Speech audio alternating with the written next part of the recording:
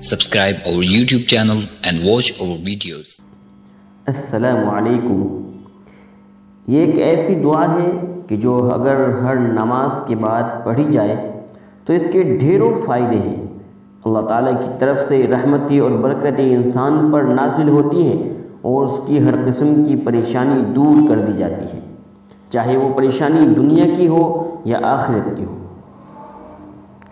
دنیا کی پریشانی جیسے رزق کی تنگی یا اولاد کا نہ ہونا اور نوکری کا نہ ملنا، ایسے ہی اگر کسی رشتے کے اندر کسی قسم کی رکاوٹ ہو یا پریشانی کا سامنا ہو، اور آخرت کی پریشانی سے مراد ہے کہ موت کے وقت موت کی ہولناکیاں، موت کی سختی، آخرت کے دن کی رسوائی اور جہنم کا عذاب، اور بھی جتنے اللہ کے عذاب ہیں وہ سب آخرت کی پریشانیاں ہیں۔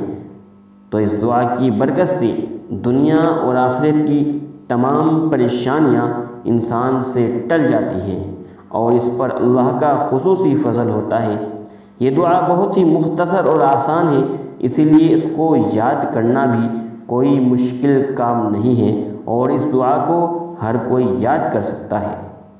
اس دعا کو نبی کریم صلی اللہ علیہ وسلم نے سب سے آسان دعا ارشاد فرمائی ہے۔ ابن ماجہ کی روایت ہے کہ اللہ کے نبی صلی اللہ علیہ وسلم نے ارشاد فرمایا کہ انسان کے مانگے جانے والی دعاؤں میں اس سے بہتر کوئی دعا نہیں ہے۔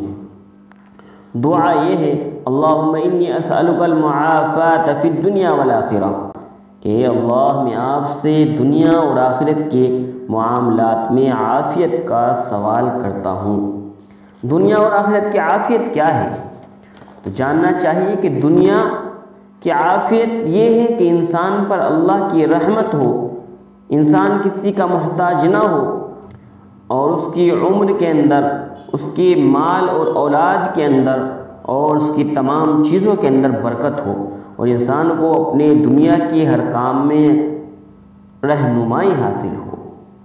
اور آخرت کی عافیت یہ ہے کہ دنیا سے جانے کے بعد کی جو منازل ہیں، قبر کی منزل ہے اور دوسری آخرت کی تمام منازل ہیں، وہ آسان ہوں، جہنم سے وہ بچ جائے، قیامت کے دن کامیاب ہو کر جنت میں داخل کر دیا جائے۔